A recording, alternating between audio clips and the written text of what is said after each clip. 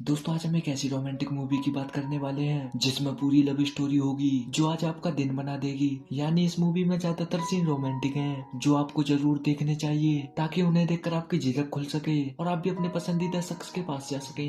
अगर आप भी किसी को चाहते हैं तो आपको ये वीडियो पूरी देखनी चाहिए क्योंकि मजेदार सीन आपको इसमें आगे देखने के लिए मिल जाएंगे। दरअसल इस मूवी का नाम है परसुएशन। तो चलिए बिना देरी किए मूवी को एक्सप्लेन करते हैं। मजेदार सीन देखने के लिए वीडियो में बने रहिए। कहानी की शुरुआत होती है इस एन नाम की लड़की से जो कि एक लड़के से प्यार करती है। ये है जेम जो कि एन के पिताजी हैं। इनकी फैमिली में 4 लोग हैं, 3 बहनें और एक इनके पिताजी खुद।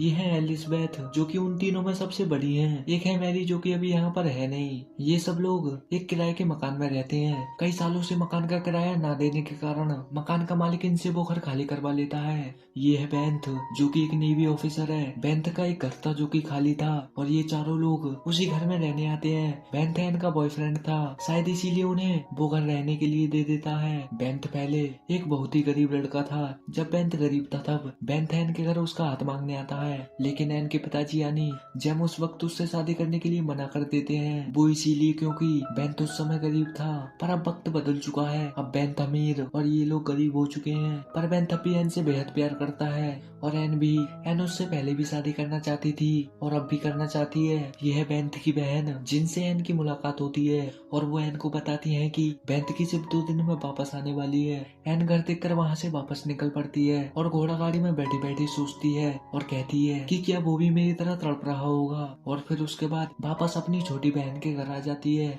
थोड़ी देर अपनी बहन से बात करती है कि तभी वहाँ पर उसकी बहन की 2 ननद आ जाती हैं, जिनमें से एक का नाम है लुइसा और दूसरी हैदरी। उसके बाद ये तीनों बेंथ के बारे में बहुत सारी बातें करती हैं। इधर एक बच्चे के हाथ में चोट लग जाती है जिसकी वजह से एन को उस बच्चे के पास रुकना पड़ता है ताकि वो उसका ध्यान रख सके। और जो लोग वहाँ पर थे वो सभी डिनर पर चले जाते हैं। वो सभी डिनर पर इसीलिए जाते हैं क्योंकि वहाँ पर बेंथ नाम का लड़का आने वाला था। एन बेंथ की गर्लफ्रेंड होने के बाद भी डिनर पर नहीं जाती। दरअसल एन जाना तो चाहती थी लेकिन उस बच्चे की वजह से उसे वहाँ पर रुकना पड़ा। लेकिन बेंथ अगली ही सुबह एन से मिलने के लिए आता है और उन दोनों की मुलाकात भी होती है। वो दोनों एक दूसरे से ऐसे बात करते हैं जैसे वो दोनों आपस में कुछ लगते ही नहीं। उसके बाद बेंथ वहाँ से चला जाता है। दरअसल बेंथ वहाँ पर एन के लिए ही आया था। बेंथ उससे अब भी शादी करना चाहता है और एन भी, लेकिन वो दोनों ये बात एक दूसरे को बताने से डर रहे हैं। एक और बार वो सभी लोग डिनर पर आते हैं, लेकिन इस बार उस डिनर पर एन भी उन लोगों के साथ थी।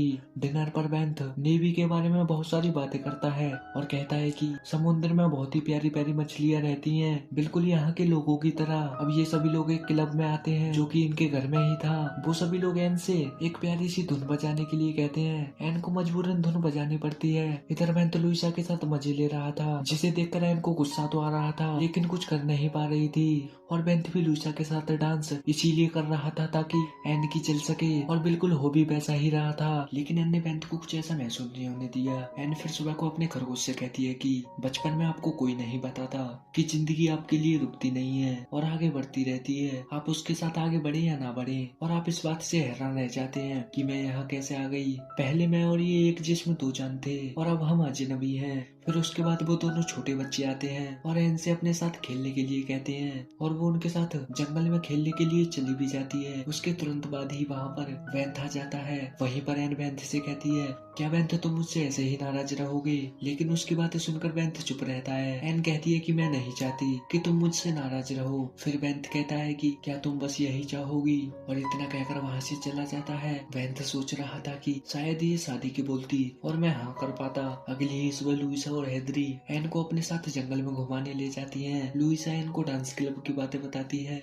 एन अब मैं बेंथ से प्यार करने लगी हूँ। कहती है जब से मैंने उनके साथ रहना शुरू किया है तब से ही मुझे सिर्फ उनके ही सपने आते हैं। मुझे ऐसा लगता है कि मैं अब उनके बिना जी नहीं पाऊंगी। लुइसा को सब पता था कि एन बेंथ से प्यार करती है। उसके बावजूद भी लुइसा अपने मन की बातें एन को बताती है। घर आने के बाद एन एक छोटे से बच्चे से कहती है कि बाबू मुझे इतनी जोर से गले लगाओ कि मेरे बदन का सारा दर्द दूर हो जाए, और वो ऐसा करता भी है। उसके बाद हैदरी नाम की लड़की एन को बताती है कि कल सुबह हम सब सब लोग समुद्र के किनारे घूमने जा रहे हैं। एन से अपने साथ चलने के लिए भी कहती है, लेकिन एन उनके साथ जाने के लिए मना करती है। फिर हेनरी कहती है कि वेंथ अपने सारे दोस्तों से मिलवाने के लिए कह रहे हैं, लेकिन एन फिर भी मना कर देती है। हेनरी फिर एन को अपनी कसम दे देती है, जिसके बाद एन को हाँ बोलना ही पड़ता है। यह कैप्टन हेवल, जिनसे एन की मुलाकात होती है। कैप्टन हेवल एन से कहते हैं कि सुना है आपको कविताओं का बहुत शौक है। एन कहती है वैसे आपको मेरे बारे में काफी पता है, जबकि मैं आपसे पहली बार मिल रही हूँ। कैप्टन हेवल कहते हैं कि देखो वो है मेरे दोस्त कैप्टन बेनू,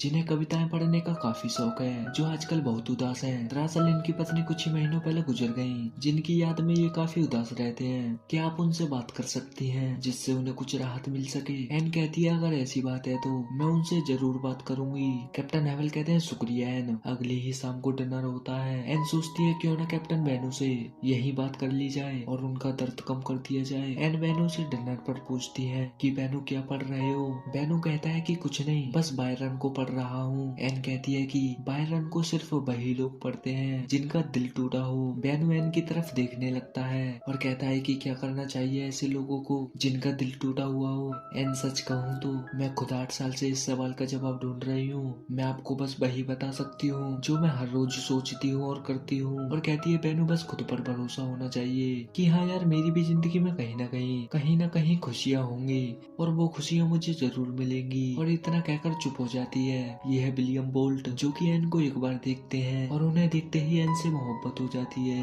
फिर कुछ ही देर बाद बेंथ बोल्ट से पूछते हैं कि क्या मैं आपकी कोई मदद कर सकता हूँ? बोल्ट कहते हैं कि मुझे जिस मदद की जरूरत है वो आप नहीं कर पाएंगे, और शुक्रिया कहकर चला जाता है। उसके बाद एन और बेंथ की मुलाकात एक समुद्र किनारे होती है, जहाँ पर वो बहुत सारी बातें करते हैं और फिर से उसी अंदाज में आ जाते हैं जैसे वो पहले रहा करते थे, यानी जीएफ और बीएफ के अंदाज में। अब आने वाला है दोस्तों कहानी में ट्विस्ट, क्योंकि इधर लुइसा भी बेंथ से बेपनाह मोहब्बत करने लगी थी। लुइसा बेंथ के लिए किसी भी हद तक जा सकती है। वो सब लोग एक जगह और घूमने जाते हैं। लुइसा वहाँ पर एक सीढ़ी से कूदने लगती है। बेंथ एक बार तो उसे पकड़ लेता है, लेकिन लुइसा फिर से कूदने के लिए कहती है। बेंथ लुइसा से कूदने के लिए मना करता है। फिर लुइसा बेंथ से कहती है कि मैं तो आपके प्यार में कूद रही हूँ, अब आप मुझे पकड़ो या ना पकड़ो वो आपकी मर्जी। बेंथ उससे फिर भी कूदने के लिए मना करता है, लेकिन उसके बावजूद भी लुइसा कूद जाती है और बेंथ उसे नहीं पकड़ पाता। दरअसल बेंथ को नहीं पता था कि वो सच में मेरे मना करने के बावजूद भी कूद जाएगी। लुइसा गिरने के बाद पूरी तरह से बेहोश हो जाती है और फिर उसके बाद उसे तुरंत अस्पताल लाया जाता है और डॉक्टर भी उसका इलाज करते हैं कि घबराने वाली कोई बात नहीं है। अगले ही दिन विलियम बोल्ट एन के घर आते हैं किसी दावत में, लेकिन दावत किस चीज की थी वो किसी को नहीं पता।